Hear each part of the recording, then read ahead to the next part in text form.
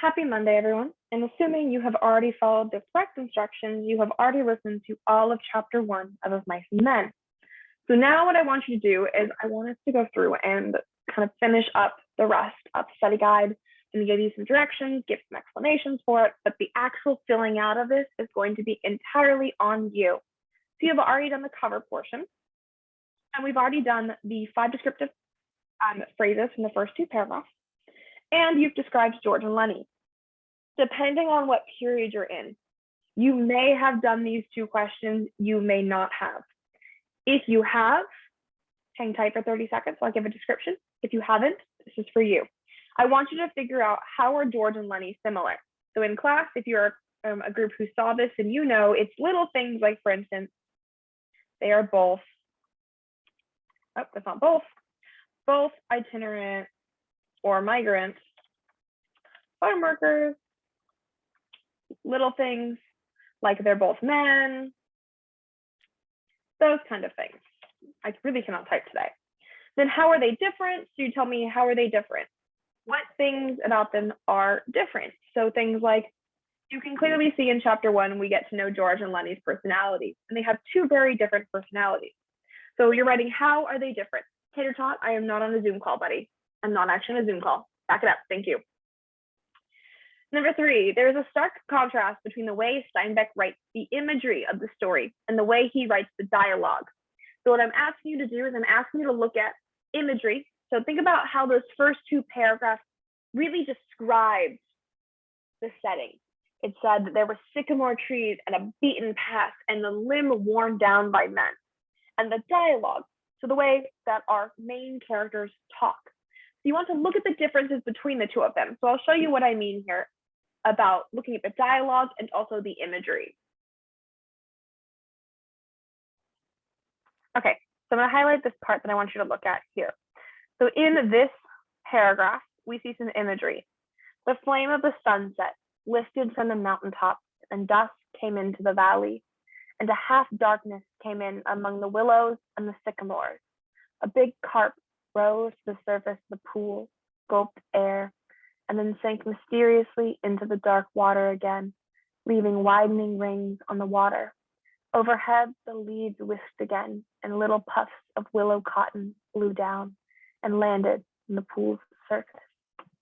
So again, that is imagery. When I read that, you should be able to see and visualize the fish coming out of the lake and then going back down and the little rings of water from that movement.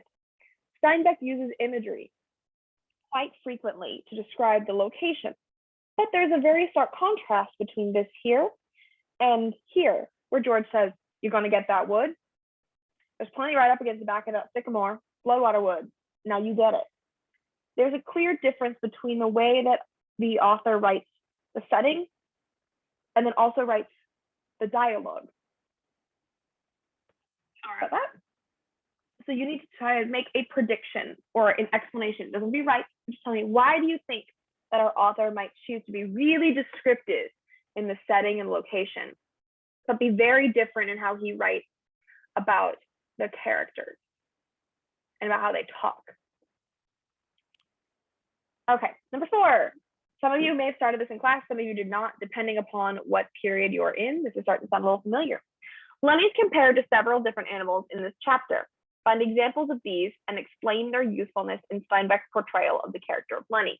So Lenny is quite frequently compared to animals. The first one we see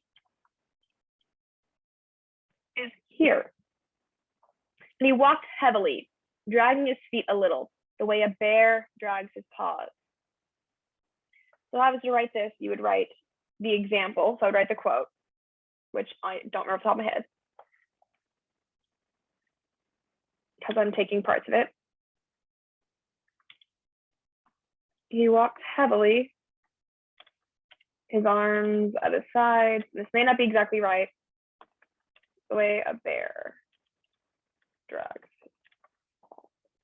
That's not right. It's not his arms. Dragging his feet a little. Wow, that was wrong. And he walked heavily, dragging his feet a little.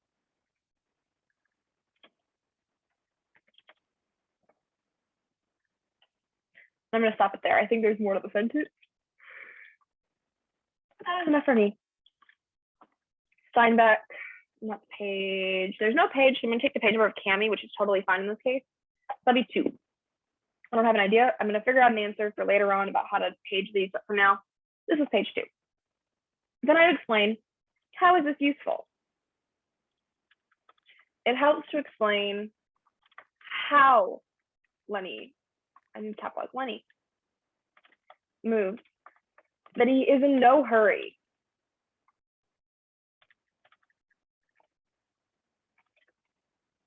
And he kind of just drags himself along for the ride with George, basically. Next one, you'd find a different one. There are plenty of them. Find a different example. Tell me, how does it show something about Lenny? To what extent can Lenny be described as manipulative in this chapter? Support your answer with at least one piece of direct evidence from the text. So how does Lenny show he can be manipulative?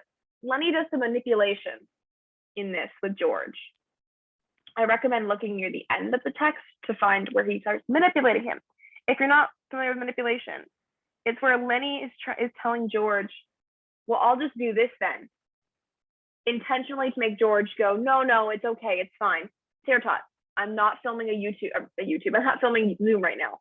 YouTube. Back up. Go on. Sorry, everyone who has to hear me tell taters to go on. He thinks I'm filming Zoom class, and so he wants to be on camera, even though he doesn't. There's no camera on. 6, George remarks that he continually has to get Lenny out of trouble. What things does he say to Lenny that lead one to believe he expects trouble? Lenny gets himself in trouble. So if you did not catch at the end of the chapter, Lenny, it sounds like at the last place, Lenny touches a girl's dress when they're down in the town. He just walks by and sees this woman's dress and thinks it looks soft, and so he decides to touch it, except he doesn't tell the woman he's going to touch her dress, which still is kind of weird, but he just grabs her dress. Well, she rightfully freaked out because some random strange large guy grabs your dress and doesn't let go when you scream. That's a problem. And so that's what happens here is Lenny grabs a girl's dress and she screams, and he just kind of keeps holding on because he panics and freaks out. And that's why they flee weed, because the men are looking for them, because Lenny scares a woman. And so they flee weed, and they're now where they're going to Salinas for this job. And so George talks about he has to constantly get him in trouble. And so at the end, he talks about some things that he says to Lenny.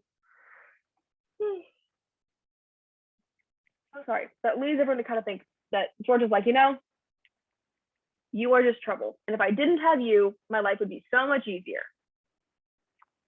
So find a quote, an example here on number 6.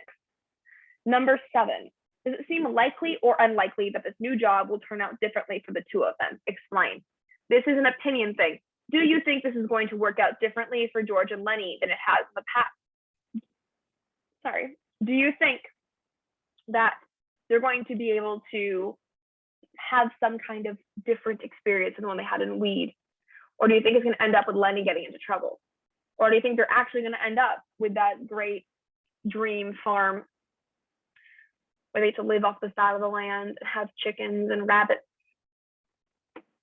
And then number 8, George shows his anger with Lenny, as well as his concern for him. Why do you think George continues to, as Lenny states, look after me? Do you think Lenny contributes anything to the relationship? So why does George keep Lenny with him? George could just leave Lenny behind and walk away, and Lenny would just be stuck. But George doesn't. George never leaves Lenny. George always takes Lenny. Why do you think George takes Lenny with him? And then, does Lenny bring anything to the relationship? What does Lenny bring to the table? Lenny, while he seems to be, as George says, often troublesome, there are some things he does bring to the relationship. Things like, for instance, George says that he's a really good worker, and that if the boss sees him hauling grain, the boss is going to keep him because he's going to be really pleased. So we know that Lenny's a good worker. So Lenny brings that to the relationship. He brings that he's a good worker. So see if you can figure anything else out.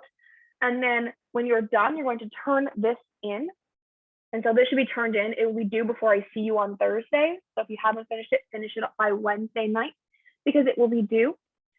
I know that I'm not here, but if you have any questions, you can email me. I'm hopefully going to be available. I'm not entirely sure, but I do hope that I'll be able to respond. If not during class, at least at the end of the day or by Tuesday.